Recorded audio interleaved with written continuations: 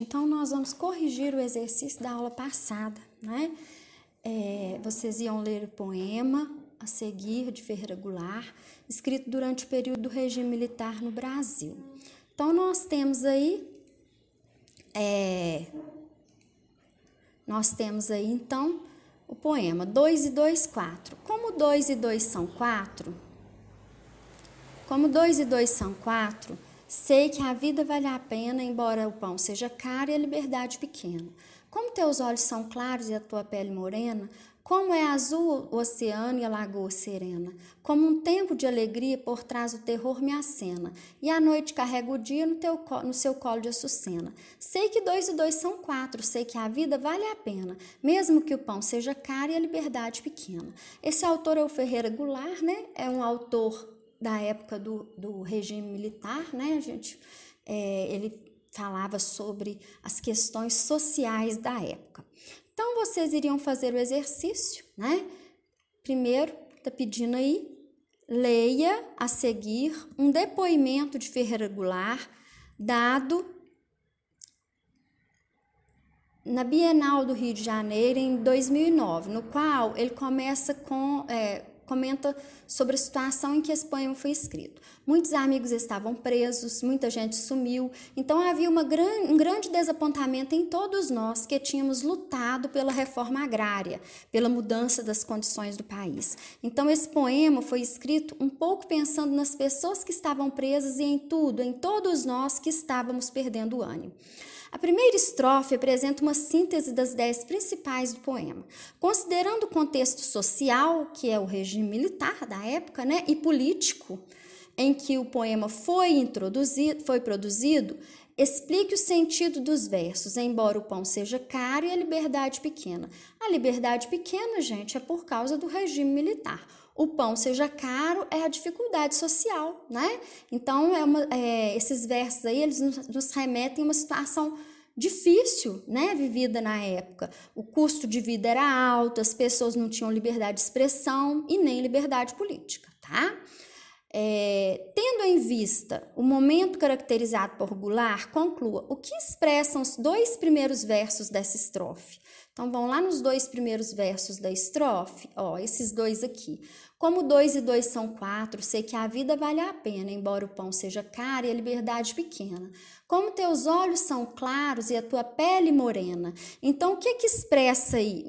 Expressa é o apesar de, né? Aquele desejo de levar ânimo para as pessoas, né? Que estão à sua volta.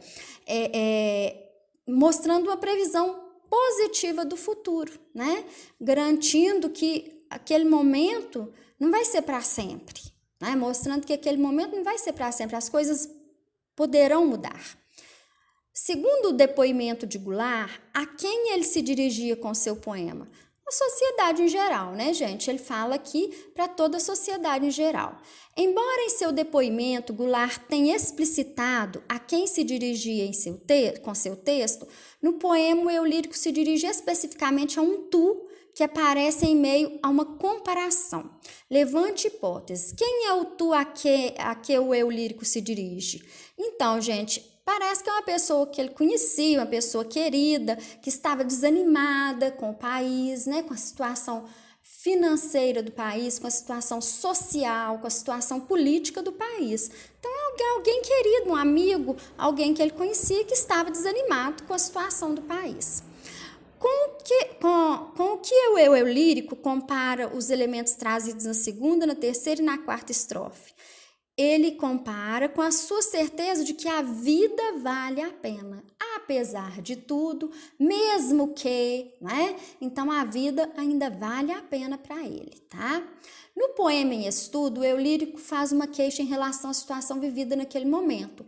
Por que essa queixa é possível considerar que a postura do eu lírico é pessimista? Não, gente, ele fala lá no início do texto que a vida vale a pena, né? Então, ele não é pessimista, pelo contrário, apesar de toda essa situação, ele é uma pessoa otimista, né? Então, não. Para o eu lírico, ainda há esperança de melhoria da situação? Justifique sua resposta com o verso do poema. Sim, né? Porque ele fala assim, sei que a vida vale a pena. Então, esse verso mostra direitinho a esperança do eu lírico. Releia a primeira e a penúltima estrofes. A quem se refere a forma verbal sei? Se refere ao próprio eu lírico, porque sei está na primeira pessoa, né? Gente, olha, a concordância mais importante, a regra de concordância mais importante, concordância verbal, é a seguinte: todo verbo vai concordar com o sujeito da oração, né? Então, sei, quem que é o sujeito? Eu. Né? É oculto, não aparece escrito no poema, mas eu sei que é o eu lírico. Reescreva esse verso explicitando o sujeito. Então, eu sei que a vida vale a pena. Eu vou colocar o sujeito evidente na oração. Se o eu lírico escrevesse em nome de um coletivo, incluindo-se nessa ideia de coletividade, identifique entre as construções a seguir a mais adequada de acordo com a norma padrão. Justifique sua escolha. Então, gente, a mais adequada é: nós sabemos que a vida vale a pena, porque é ele, eu mais outras pessoas, o eu lírico mais outras pessoas. Então, nós sabemos que a vida vale a pena. Número 5. No segundo verso, da segunda e da terceira estrofes, há uma elipse do verbo. O que é isso, gente? Elipse, o verbo não aparece escrito, tá? Isso é, ele foi omitido. Reescreva-o explicitando o verbo em sua forma de acordo com a norma padrão.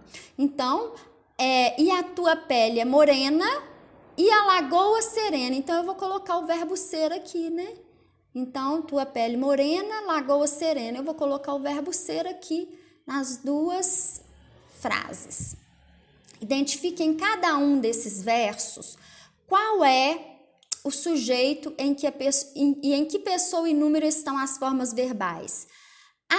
Sujeito, a tua pele e a lagoa. Verbos na terceira pessoa do singular. Pele, né? Tá na terceira pessoa do singular, e lagoa na terceira pessoa do singular. Número 6. Releia os seguintes trechos. 2 e 2 são 4. Teus olhos são claros. É azul o oceano. A noite carrega o dia. Qual é o único trecho que não segue a ordem padrão do português escrito? Que tem sujeito, mais verbo, mais complemento. Então, gente, a número 3, né? É azul o oceano. O que é azul? É o oceano. Então, olha, o sujeito veio depois do verbo, tá? Então, coloque na ordem padrão. O oceano é azul. Quais formas verbais estão no singular e quais estão no plural? Justifique esse emprego. 2 e 2 são 4. Teus olhos são claros. Essas duas estão no plural. O oceano é azul. A noite carrega o dia. Essas duas estão no singular, tá? Reescreva-os segundo a norma padrão, substituindo 2 e 2 por essa soma é 4. Teus olhos por teu olhar é claro. O oceano por os mares são azuis. A noite por os luares carregam o dia. Compare os versos originais aos versos escritos por você no item anterior e conclua o que aconteceu com as formas verbais. Olha, elas mudaram, né? Por quê? De acordo com o sujeito da oração. Se o sujeito estiver no plural, a forma verbal vai para o plural. Se o sujeito estiver no singular, a forma verbal vai para o singular, porque ela concorda em número, né? Em número e em pessoa com o sujeito da oração.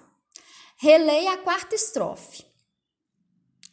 Coloque-a na ordem padrão do português escrito e levante hipótese. Por que o poeta não escreveu o verso nessa ordem? Olha, gente, a quarta estrofe do poema, então vamos voltar lá na quarta estrofe do poema. 1, 2, 3, 4. Com um tempo de alegria por trás do terror me acena. Então, olha, está tudo trocado, ele inverteu. Num poema isso se chama, é uma figura de linguagem que se chama inversão. Eu coloco o sujeito por último, né? Os verbos primeiro. Então, a gente vai falar da seguinte maneira: um tempo de alegria me acena por trás do terror. Então, a ordem correta é essa, tá? Por que o poeta fez isso?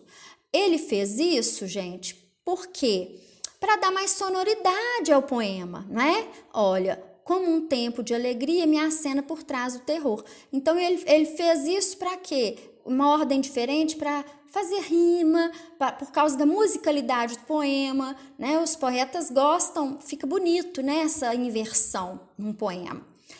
A que ou a quem se refere a forma verbal acena? A um tempo de alegria. Um tempo de alegria me acena, né? Explique por que a ideia dessa estrofe confirma o que já foi dito na primeira estrofe. Porque na primeira estrofe ele fala que a vida vale a pena, né? Então, e ele mostra que ele espera ainda um tempo de alegria que vai chegar, né? Número 8, compare a primeira estrofe às duas últimas. Discuta com os colegas e o professor e conclua. Qual efeito de sentido é criado pela repetição da forma verbal sei na penúltima estrofe? Hoje, gente, é para enfatizar, né? A forma verbal sei, ela foi repetida para poder enfatizar, chamar a atenção, né? Que o eu lírico, de fato, acredita naquilo que ele está falando. Ele tem certeza que as coisas vão melhorar, tá? Letra B. Nesses versos foram empregadas as conjunções concessivas embora e mesmo que. Uma concessão é considerada uma atitude aparentemente contrária ao previsto ou esperado. Qual que é a atitude esperada de uma pessoa que vive no contexto sócio-histórico do poema? Que vive em condições financeiras difíceis, né? E na ditadura militar. Então, qual que é? É esperado que essa pessoa acredite que a vida não vale a pena, né? Que a vida não valha a pena, né? Por quê? Por causa daquilo que eles estavam vivendo no momento, tá? Então, nós corrigimos aí, né? Toda a atividade da concordância verbal, viu? Quem puder, gente, leiam, olha, leiam essa anotação aqui, ó. Tudo sobre concordância verbal, dá uma lida no livro, né, que é uma matéria importante para vocês, ó, tá? Então, seria bom vocês lerem tudo isso aí, tá? Então, até mais.